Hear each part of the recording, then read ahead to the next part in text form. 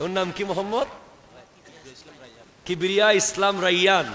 আল্লাহ তাআলা তৌফিক দান করলে সে হাফেজে কোরআন হবে ইনশাআল্লাহ। আরো জোরে বলেন আমিন। একজন হাফেজে কোরআনকে আল্লাহ তাআলা জাহান্নামের গেইটে নিয়ে বলবে, জাহান্নাম থেকে তোমার ইচ্ছা মতো 10 জনকে নিয়ে জান্নাতে চলে যাও। কয়জন? জোরে বলেন কয়জন? তার জন্মদিন যেহেতু, তাকে তো গিফট দিতেই হবে, নো ওয়ে, তাকে গিফট না দিয়ে কোনো উপায় নাই। ইয়া আল্লাহ, মাশাআল্লাহ মাশাআল্লাহ, ইয়া আল্লাহ ইয়া আল্লাহ, মাশাআল্লাহ, মারহাবা মারহাবা, জোরে বলেন। আল্লাহ কবুল করুক, আমিন, জোরে বলেন। ও ভাই কি বানাবেন? ফলারে কি? আল্লাহ হাফেজ বানাবে, জোরে বলেন মারহাবা, নারায়ে তাকবীর। নিয়ে আসেন এদিকে, আবার কোলে নি হাফেজকে, আবার কোলে নি, মারহাবা। ইলমে দ্বীন সন্তানকে দিতে হবে। আমার নবীজি স্পষ্ট বলছেন, কুন আলিমান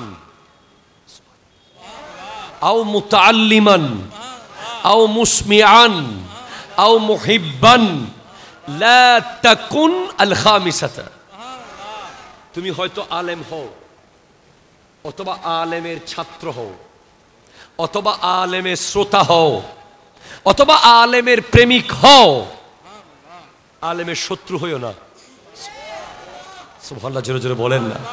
আমার নবীজি ইরশাদ করছেন, মাই ইউরিদিল্লাহু বিহি খায়রান ইউফাক্কিহু ফিদ্দীন।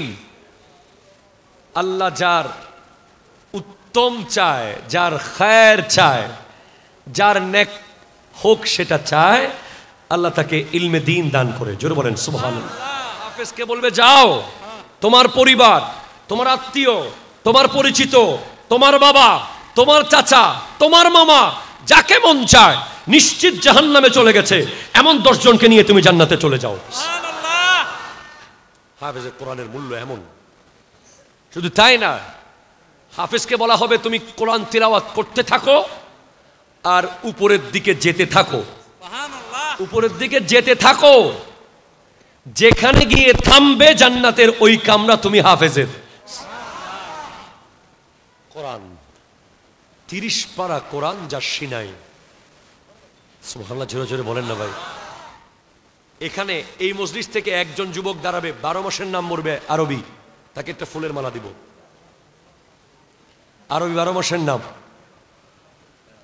বলতে পারবে? আছে? এবার যুবক কই দি, বুড়ো না? আচ্ছা ঠিক আছে, তুমি বলো। মাশাআল্লাহ, কাছে আসো, এখানে আসো, বলো তোমার নাম কি? মোহাম্মদ আলী হোসাইন। মাশাআল্লাহ, জোরে বলেন। আলী ও হোসাইনও। দেখি আরবি 12 মাসের নাম বলো।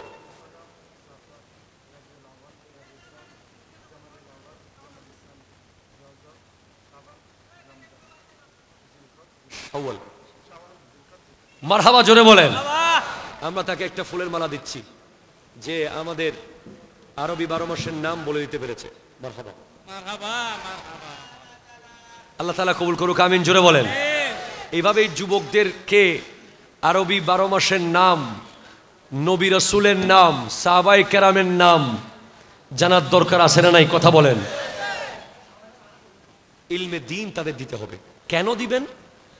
ধরেন আপনি যদি একজনকে না চিনেন, তাকে ভালোবাসার কোনো সুযোগ আছে? আগে কি করতে হবে? চিনতে হবে।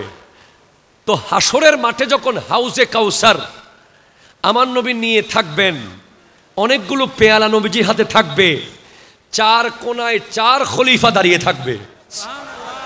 আমার নবী বলবেন, আবু বকর, লাম্বা গুনার এই মানুষ তোমাকে ভালোবাসতো কিনা? সিদ্দিক আকবর রাদিয়াল্লাহু তাআলা যদি বলেন যে বাসতো ইয়া রাসূলুল্লাহ, তখন ওমর ফারুক আজমকে জিজ্ঞেস করা হবে তোমাকে ভালোবাসতো কিনা? তিনি যদি বলেন বাসতো, উসমান যুন্নুরাইনকে জিজ্ঞেস করা হবে ভালোবাসতো কিনা? তিনি যদি বলেন বাসতো, মাওলা আলীকে জিজ্ঞেস করা হবে ভালোবাসতো কিনা? তিনি যদি বলেন বাসতো, 4 জন যদি একমত হয়ে বলে আমরা 4 জনকে লাম্বা গুনার এই মানুষ ভালোবাসতো, তখন আমার নবী তাকে হাউজে কাউসারের পানি দেবেন। এখন তো আপনি চিনেনই না, আপনি জানেন না যে সিদ্দিক আকবর কি করলো, কেন ওনাকে এত মহব্বত করি। আপনি জানেন না যে ওমর ফারুক আজমের অবদান কি। আপনি জানেন না ওসমান জুন্নুরাইন ইসলামের জন্য কি করেছে?